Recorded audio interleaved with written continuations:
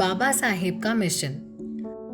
आज अंबेडकर जयंती है और बाबा साहेब के इस जन्मदिन पर अगर हम उन्हें प्रचारित करना चाहें तो सबसे पहले उनके सबसे प्रमुख माने जाने वाले कार्य एनाइलेशन ऑफ कास्ट की चर्चा किया जाना जरूरी है। एनाइलेशन ऑफ कास्ट उन्होंने 1935 में एक स्पीच के रूप में तैयार किया था, पर उसे सामने रखने का मौका उन्हें नहीं मिलने से बाद में इसे लेखनी के रूप में सामने रखा था। अपने इस लेखन में बाबा साहेब हमें रास्ता बताते हैं कि अगर भारतीय समाज को हम जातिवाद से मुक्त करना चाहते हैं तो उसके लिए सही कदम क्या हो। वो कहते हैं कि भारत में जाति हिंदू धर्म में चर्चित वर्ण व्यवस्था का ही वृहद रूप है और इस व्यवस्था को जस्टिफिकेशन भी कई हिंदू धर्म ग्रंथ के द्वारा ही दिया जाता है। उस समय में इंटरकास्ट डाइनिंग एवं इंटरकास्ट मैरिज की बड़ी चर्चा होती थी। बाबा साहेब का कहना था कि इंटरकास्ट मैरिज एक सही डोर है और जातिवाद समाप्त होने का रास्ता इससे गुजर के ही आता है, परंतु इंटरकास्ट मैरिज के प्रयास में हम अभी सफल नहीं हो पाएंगे तब तक जब तक इसके नहीं होने के मुख्य अड़चन हम दूर नहीं कर देते।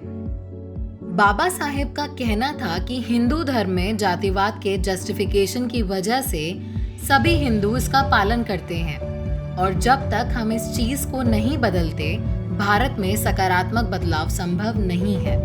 उनके हिसाब से इस समस्या से निपटने को दो ही रास्ते हमारे पास हैं। या तो हम हिंदू धर्म को ही रिफॉर्म करके इससे जातिवाद के एलिमेंट्स को हटा दें या फिर हिंदू अपना धर्म छोड़कर कोई और दूसरा धर्म अपना लें। ऐसा नहीं है कि सनातन धर्म को अंबेडकर बुरा मानते थे या इसे बिना मेरिट का मानते थे। उनका मानना था कि उपनिषद और कई सारे ग्रंथ में ऐसी क्षमता थी कि वो एक काफी अच्छा धर्म बना सके जो कि इक्वालिटी, लिबर्टी और फ्रेटर्निटी के लिटमस टेस्ट पर खरा उतरे। वह इसके लिए रास्ता भी बताते हैं कि अगर हिंदू चाहें तो इस कार्य को कैसे किया जा सकता है। इसकी डिटेल हम उनकी पुस्तक में पढ़ सकते हैं। बाबा साहेब यह भी कहते हैं कि ऐसा नहीं है कि सनातन धर्म में रिफॉर्मर नहीं पैदा हुए। कई लोग हैं जिन्होंने अच्छे प्रयास किए हैं, जैसे कि विवेकानंद, दयानंद, राजा राम मोहन इत्यादि, पर उनका यह भी कहना था कि इनकी संख्या काफी कम रही है और इनके प्रयास काफी नहीं रहे हैं और हिंदू समाज में इन प्रैक्टिस बदलाव लाने में सफल नहीं हुए हैं। वह इस बात को भी बोलते हैं कि अगर हिंदू इस सुधार का प्रयास करते हैं तब उनका संपूर्ण स्नेह एवं विश्वास उन बदलाव लाने वालों के साथ रहेगा, पर बाबा साहेब के लिए इस बदलाव को कर पाना संभव नहीं है। बता दें कि उस समय जब बाबा साहेब हिंदू धर्म पर बात करते थे तब उन्हें यह कहा जाता था कि उन्हें कानून तक की खुद को सीमित रखना चाहिए और धर्म पर बात करने का उन्हें कोई अधिकार नहीं है।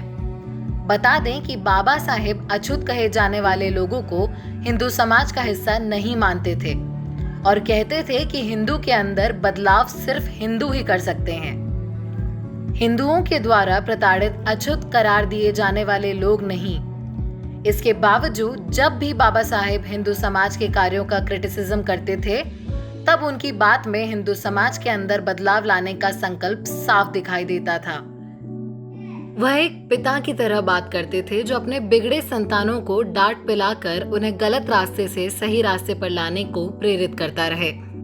पर इन सब के बावजूद वह यह भी नहीं चाहते थे कि अनुसूचित जाति के लोगों का सुखद जीवन हिंदुओं की दया दृष्टि पर निर्भर रहे। हिंदुओं को जब अक्ल आएगी तब आएगी, पर तब तक अनुसूचित जाति के लोगों को अपने सम्मानजनक जीवन का रास्ता अपने हाथों गढ़ना होगा। इसके लिए उन्होंने निश्चय किया कि सभी अनुसूचित जाति के लोग हिंदू धर्म से न जुड़कर कोई दूसरे धर्म से जुड़ेंगे। उनका कहना था कि जब तक सेंसस नहीं होती थी तब तक अनुसूचित जाति को हिंदू या कोई दूसरा धर्म नहीं माना जाता था, पर जैसे ही अपनी संख्या बल को दिखाने की बात आई सभी समुदाय अनुसूचित जाति के लोगों को अपना हिस्सा बताने की होड़ में लग गए। बाबा साहेब का मानना था कि हिंदू धर्म के अंदर रहकर उनके पास जिल्लत भरी जिंदगी जीने के अलावा और कोई रास्ता नहीं था।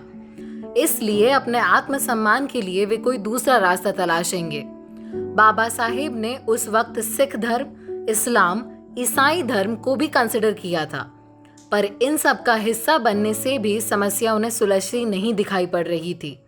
इन सब में धर्म के अंदर जाति नहीं थी, पर इनके समाज में भी जातिवाद लिप्त था और इनका हिस्सा बनकर वे सेकंड ग्रेड मेंबरशिप नहीं पाना चाहते थे। इसलिए उन्होंने बुद्ध धर्म को चुना, जिसकी जगह भारत में उस वक्त खाली थी। पर बुद्ध धर्म के और भी कई मेरिट थे जो उन्हें काफी पसंद आए।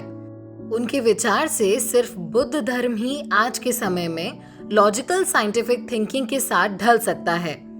इतना ही नहीं, बुद्ध धर्म का पौराणिक समय से भारत में काफी गौरवपूर्ण इतिहास रहा है और इसे दुनिया भर के 50 देशों ने अपनाया है और इसके मेरिट का लाभ लिया है।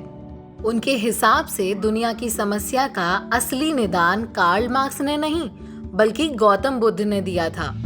बुद्ध ने दुनिया के कॉन्फ्लिक्ट के असली नेचर को समझा था।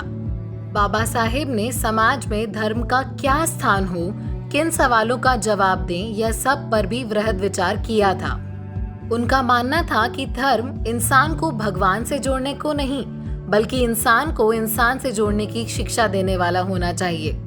उन्होंने धर्म कैसा हो इस पर भी यह कहा है कि धर्म ऐसा हो कि सभी लोग अगर धर्म का पालन करें तो दुनिया से मानव सफरिंग का अंत अपने आप हो जाए और यह दुनिया शांति और प्रगति के चक्र में सवार होकर आगे बढ़ती चली जाए। अपने विचारों को आमली जामा पहनाने के लिए बाबा साहेब ने अपने लाखों अनुयायियों के साथ बुद्ध धर्म को भी ग्रहण किया। राहुल सांकृत्यान के शब्द में कहें तो अंबेडकर ने भारत में बुद्ध धर्म की ऐसी नींव डाल दी है कि आने वाले समय में कोई इसे चाहकर भी नहीं हटा सकता। हालांकि बाबा साहेब ने धर्म को ग्रहण करने के बाद जल्द ही अपनी अंतिम सांस ले ली, पर उनके द्वारा दी गई शिक्षा पूरे भारतवर्ष के लिए एक नया मार्ग प्रशस्त करती है। अब आज के समय में बुद्ध धर्म का भारत में एक अलग ब्रांच मौजूद है, नव्यान नाम का, जो बाबा साहेब के अनुयायी और उनके द्वारा बताए गए धर्म के रास्ते पर चलने वाले लोगों के द्वारा बनाया गया है। इनकी संख्या भारत में अब 73 लाख के आसपास हो गई है और इनके आगे बढ़ने के प्रयास अभी भी जारी हैं। देखने वाली बात अब यह है कि बाबा साहेब के प्रबुद्ध भारत मिशन और उनकी जाति मुक्त भारत के सपने को पूरा करने में उनके अनुयायी कब तक सफल हो पाते हैं। अगली कड़ी में देखें, मायावती, बसपा और ब्राह्मण, आखिर गलती कहाँ हुई।